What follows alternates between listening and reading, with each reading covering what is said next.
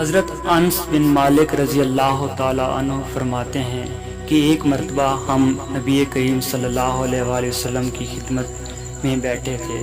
آپ صلی اللہ علیہ وآلہ وسلم نے فرمایا، لوگوں میں تمہارے پاس ایک جنتی شخص نمودار ہوگا۔ چنانچہ ایک انصاری صحابی تشریف لاتے ہیں کہ وضو کا پانی ان کی داڑھی سے ٹپک رہا تھا اور انہوں نے اپنے جوتے بائیں ہاتھ میں اٹھا رکھے تھے۔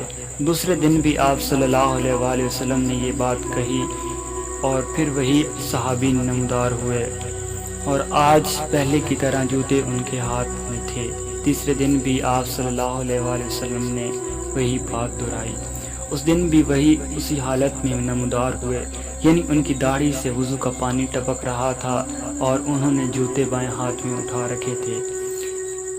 جب نبی کریم صلی اللہ علیہ وآلہ وسلم اٹھ کر چل دیے تو عبداللہ بن عمرو رضی اللہ تعالی عنہ اور انصاری صحابی کے پیچھے لگ گئے اور عرض کیا کہ والد سے میرا کچھ اختلاف ہو گیا ہے اور 3 دن تک میں نے ان سے جدا رہنے کی قسم کھا لی ہے، لہذا اگر آپ مناسب سمجھیں تو مقدس اپنے ہاں رہنے کی مجھے اجازت دے دیں۔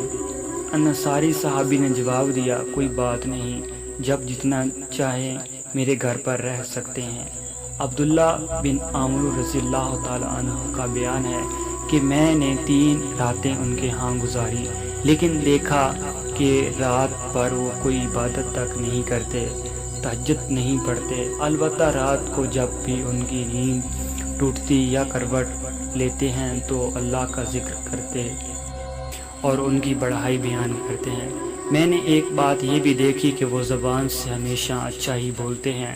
جب 3 دن مکمل ہو گئے اور میرے دل میں ان کا کوئی بھی عمل بڑا نامعلوم ہوا تو میں نے کہا کہ اللہ کے بندے، کہ میرے اور میرے والد کے درمیان کوئی جھگڑا اور ناراضگی نہیں، البتہ میں نے نبی کریم صلی اللہ علیہ وآلہ وسلم سے سنا کہ 3 دن لگاتار آپ کے بارے میں فرما رہے تھے کہ ابھی تمہارے پاس ایک جنتی شخص نمودار ہوگا اور تینوں دن آپ ہی تشریف لائے۔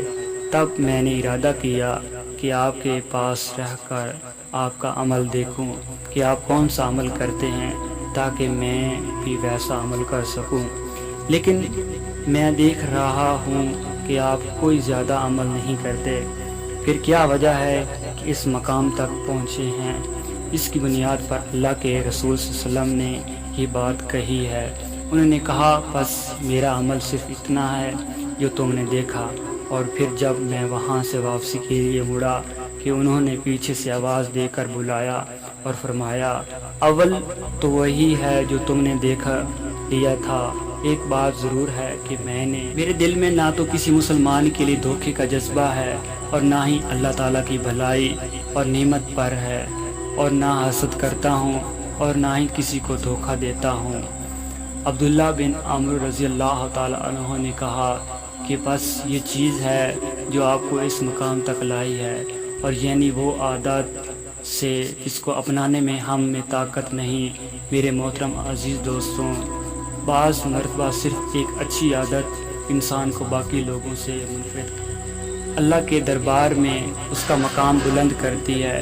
ہمیں کوئی زیادہ نہیں، صرف ایک اچھی عادت ضرور اپنانی چاہیے جو ہمیں باقی لوگوں سے منفرد کرے۔